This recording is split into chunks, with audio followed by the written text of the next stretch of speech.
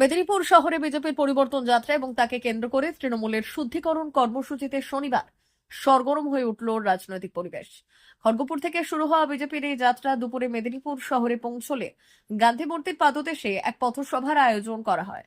রাজ্য বিজেপির সভাপতি শ্রমিক ভট্টাচার্য সহ অন্যান্য জেলা নেতৃত্বের উপস্থিতিতে এই সভা সম্পন্ন হওয়ার পর যাত্রার অভিমুখ ছিল কেশপুরের দিকে। তবে বিজেপির সভা শেষ হতেই এক নজিরবিহীন দৃশ্য দেখা যায় মেদিনীপুরের রাজপথে। বিজেপি নেতৃত্ব এলাকা ছাড়ার পরপরই জেলা যুব তৃণমূলের পক্ষ থেকে সভাস্থল পবিত্র করার উদ্যোগ নেওয়া হয়। ব্যারেলে করে গঙ্গা জল নিয়ে এসে এলআইসি মোড় থেকে গান্ধী মূর্তির পাদদেশ পর্যন্ত রাস্তা ধুয়ে দেন তৃণমূল কর্মীরা। হিন্দু শাস্ত্রীয় রীতি মেনে পুরোহিত ডেকে মন্ত্রোচ্চারণের মাধ্যমে চলে দীর্ঘক্ষণ শুদ্ধিকরণ প্রক্রিয়া। এরপর ওই স্থানে কেন্দ্রীয় মন্ত্রী অমিত শাহের কুশপুতুল দাহ করে বিক্ষোভ দেখায় শাসক দল। এই ঘটনাকে কেন্দ্র করে শুরু হয়েছে তীব্র রাজনৈতিক চর্চা। গঙ্গা জল দিয়ে ধরনের প্রোগ্রাম কেন?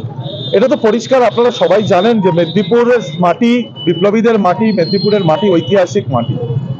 আজকে একটি রাজনৈতিক দল বিজেপি যারা গণদেবতাকে হত্যা করছে ভোটার লিস্ট থেকে ডিলিটেডের মাধ্যমে, তারা আজকে এই পবিত্র মাটিতে গণদেবতাদের হত্যা করে এখানে রাসলীলা করতে এসেছিলেন। মেদিনীপুর শহরের মানুষ ভালো চোখে নেয়নি এবং মেদিনীপুরের মাটি কলুষিত হয়েছে আজকে।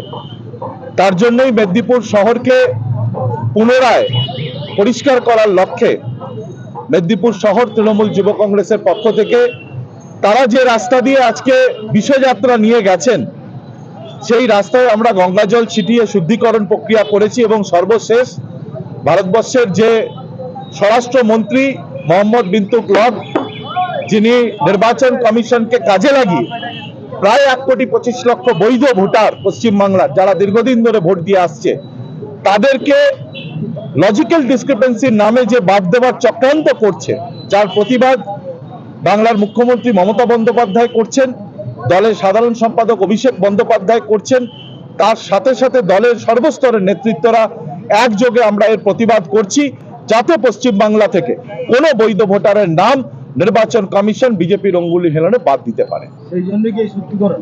একদমই শুদ্ধিকরণ বলতে যে বিশ্বযাত্রা আজকে বিজেপির মেদিনীপুর শহর পরিক্রমা করেছে, বিশ্বযাত্রার কারণ কি? গণতন্ত্রের গণদেবতাকে হত্যা করে তারা 407কে রথ বানিয়ে মেদিনীপুর শহর পরিক্রমা করছে। রথে দেবদেবীরা চলেছে আমরা জানি, অসুর চড়ছে প্রথম আমরা দেখলাম। যারা গণদেবতাদের হত্যা করছে তারা অসুর ছাড়া আর কিছু নয়। এই অসুররা আজকে মেদিনীপুর শহরে গণহত্যার পরে প্রবেশ করেছিল, তারা এই পথ দিয়ে গেছে, তাই এই মাটি শুদ্ধিকরণের প্রয়োজনীয়তা ছিল। আমরা মেদিনীপুর শহর তৃণমূল যুব কংগ্রেসের পক্ষ থেকে সেই পবিত্র মাটিতে গঙ্গা জল ছিটিয়ে পুনরায় শুদ্ধিকরণ প্রক্রিয়া করেছি। আজকে মেদিনীপুর শহরের গান্ধী স্ট্যাচুতে ভারতীয় জনতা পার্টির পরিবর্তন যাত্রা জনসভা ছিল, যেখানে মাননীয় শ্রমিক ভট্টাচার্য এসেছিলেন। যেটা আমরা জানতে পারলাম, আমাদের জনসভার পর তৃণমূল কংগ্রেস নাকি ওখানে গঙ্গা জল ছিটিয়ে ওই জায়গাটাকে শুদ্ধ করেছে। আসলে বিজেপির আজকে এই পরিবর্তন যাত্রার জনসভায় যেভাবে মানুষের ঢল নেমেছিল, তাদের তৃণমূল কংগ্রেস বুঝে গেছে যে বাংলার মানুষ তৃণমূলের কাছ থেকে সরে গেছে, মেদিনীপুরের মানুষ তৃণমূলের কাছ থেকে সরে গেছে। ওরা দিশেহারা হয়ে পড়েছে। শুধুমাত্র পেপারে ভেসে থাকার জন্যে, খবরে ভেসে থাকার জন্যে এই ধরনের কাজ ওরা করেছে। আর সবচেয়ে বড় কথা,